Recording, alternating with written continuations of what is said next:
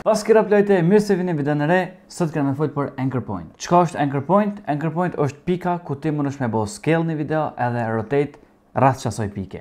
Ta me thonë, shpesh ka ndodhur ty që ke dashur me bëu zoom, për shembull anën e djathtë ose anën e majtë. Edhe normal ty ka dashur me ndryshu edhe scale-in, po edhe pozicionin që me e caktu se cilën pikë po don me bëu zoom.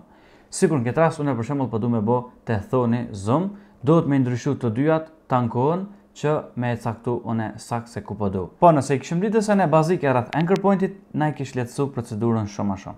Okej, hajde i kthejna që të në fillem krejt edhe të gjojmë se çka është kjo anchor pointi. Anchor pointin e keni te effect controls që të poshtë. Parametra duket sikur mi post njëta me pozicionin. Edhe kjo ka boshtin x edhe y, sikur pozicioni. Po në këtë rast është kjo pika e kaltër që të në mes. Nëse anchor pointi është në mes, atëherë by default, do më thonë vetë automatikisht, video bëhet zoom ose scale në mes.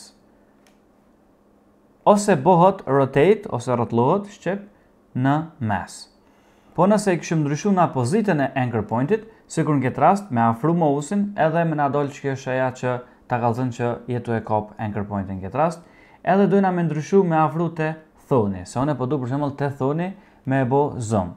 Edhe tash automatikisht ju ka ndru boshti x edhe y parametrat, sikur te anchor pointin, sikur te pozicioni, edhe momentin që te e ban scale, bëhet scale te thoni. Po ashtu edhe bëhet rotate rreth thonit. Ku është anchor pointi, çat të shkon scale-i edhe çat të shkon rrotullimi. Se po besoj që do ty të ka ndodhur kanjëherë që një video by default tu ka bëu zoom për shembull çështu në Qysh. Edhe sa herë që ti e ke bëu scale, të ka shkuar në anën e majtë edhe nuk e ke ditë pse është ndodhur kështu, pse po shkon në anën e majtë e nuk po shkon në mes. Është puna që e ke pas anchor pointin në Qysh. Veç afrohesh edhe e kap edhe prej Qyshit e afron në mes edhe je krejt në rregull. Gati edhe procedura e njëjtë është edhe një efekt që quhet magnify, do të thonë heni te effects edhe e lypni magnify e bani drag and drop në video. Po këtu është sikur me bë efektin e loopës. E keni po pleqt kanjëherë kur të lexojnë diçka që e afrojnë me loop se i rritin shkronjat, edhe në këtë rast na mujna me e bë me loop. Do të thonë loopat kallëzën anchor pointi se ku është u bë zoom, edhe ti mundesh me shku te size këtu edhe me rrit.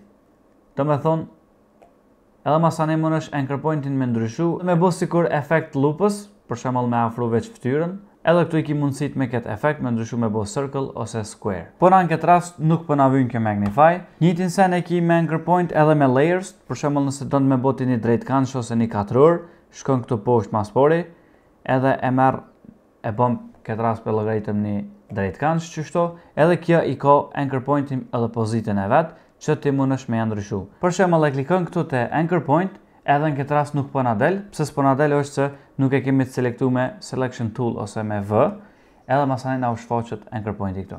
Edhe në këtë rast mundesh me kap njëjtë, me e çu për shembull në Qysh anën e majt, edhe momentin që e ban scale, ky rectangle ose ky drejtkëngsh ka më bë scale veç anën e majt.